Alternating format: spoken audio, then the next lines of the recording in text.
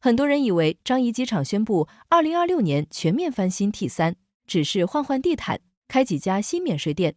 但客观来看，这是一场为了维持区域枢纽地位，被迫提前展开的关键行动。启用17年的 T3 依然是全球基建标杆，但中东的多哈哈马德机场正靠着高效的自动化通关抢走最佳机场的宝座。这次 T3 翻新，官方确认要增加 65% 的行李处理容量和近 30% 的高架列车数量，这背后藏着一个关键考量。面对即将投入商业运营的波音 777X 超大型宽体客机，以及预计2030年代中期启用的 T5 超大型航站楼， T3 的全面升级根本不是为了面子，而是给新加坡航空枢纽的未来做一场真实的极限压力测试。今天我们就来理性拆解樟宜机场这次战略大修到底在做怎样的长远规划。生活在新加坡的我们都很清楚，樟宜机场常年位居全球前10，但它绝不仅仅是个交通枢纽，更是新加坡这个小红点连接全球经济的生命线。不论你是经常飞出去谈生意的本地企业家，还是关注本地资产价值的居民，樟宜机场的吞吐效率直接决定了跨国公司区域总部的选址以及本地的物流成本。过去几年，全球航空枢纽的竞争模式已经彻底改变。根据国际航空运输协会的最新趋势洞察，未来大型枢纽想提升吞吐量，靠单纯扩建物理空间已经遇到瓶颈，关键路径是高度依赖自助服务与自动化流程。看看我们的直接竞争对手多哈哈马德国际机场，这几年投入大量资金，引入高度自动化的安检与中转流程，迅速跻身全球最佳。反观老牌的伦敦希斯罗机场，因为扩建受阻，设施老化，一遇到节假日超负荷流量，经常出现行李堆积如山、安检大排长龙的窘境。新加坡没有广阔的内陆腹地，我们在效率上不容有失。T3 航站楼从2008年启用至今已经17年，它原有的物理空间和硬件架构其实已经逼近了处理效率的临界点。如果我们不主动给这座航站楼做一次系统级别的全面升级，希斯罗机场今天的拥堵很可能就是樟宜机场明天的现实。到了那个时候，流失的就不只是转机客，而是实打实的外资和企业。接下来我们看点具体数据。这次 T3 翻新，官方给出的核心指标里有2项非常值得推敲。第一，行李处理系统容量将大幅提升约 65%。第二，穿梭航站楼的高架列车数量增加近 30%。为什么要把巨额预算投入在这些看不见的地下工程和内部交通上？这就不得不提即将进入商业运营关键期的波音 777X 系列客机。作为全球最大的双发宽体客机， 777X 不仅载客量惊人，它庞大的体型对机场跑道、停机位以及瞬间吞吐能力都提出了极其严苛的要求。大家可以设想一下这个场景，当2到3架 777X 在相近的时间段降落 T3， 意味着瞬间会有上千名旅客同时涌入入境大厅，随之而来的是几千件托运行李需要立刻被精准分拣。如果依然依赖传统的人工分拣和老旧系统的传输速度，行李传送带瞬间就会成为全场最大的瓶颈，旅客的等待时间会大幅上升。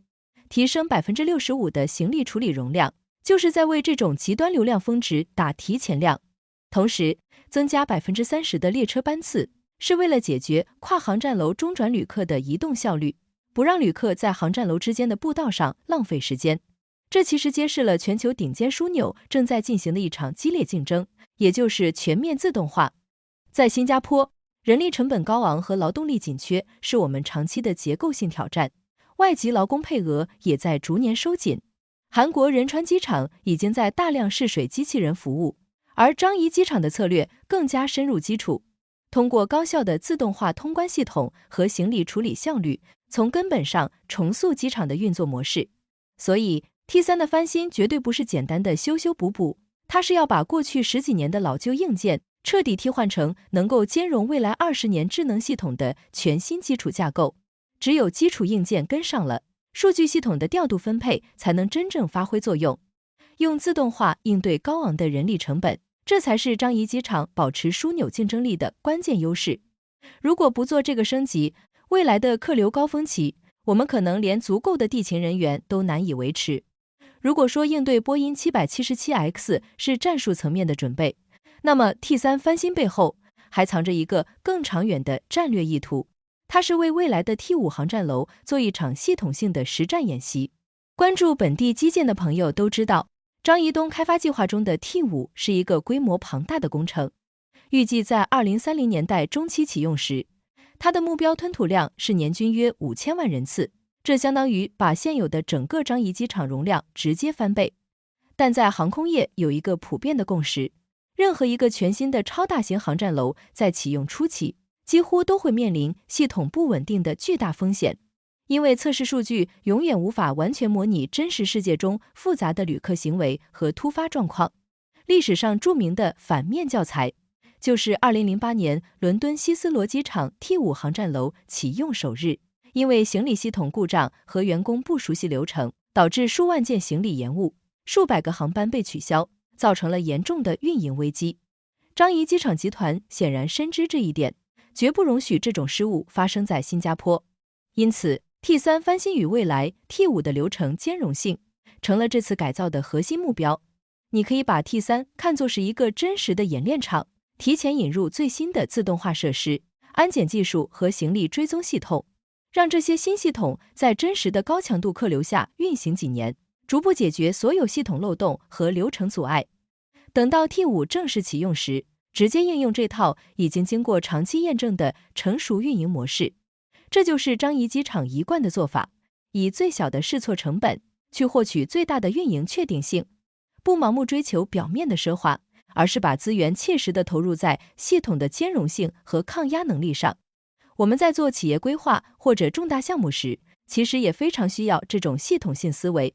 在你准备投入一个巨大项目之前，先用现有的基础做一个小规模、高强度的实际测试。T3 的这次翻新，不仅是在延续它自己的生命周期，更是在为整个新加坡航空枢纽未来的稳定运营探路，确保 T5 落地时万无一失。回过头来看张宜机场 T3 的这次全面翻新，表面上是一项耗资巨大的基建工程，本质上却折射出了新加坡这个国家一贯的发展理念。在晴天的时候修屋顶，永远为未来10年的潜在挑战提前做准备。在这个竞争日益激烈的时代，无论是应对中东资金雄厚的枢纽机场的强势崛起，还是迎接超大型宽体客机时代的到来，停滞不前本身就是最大的退步。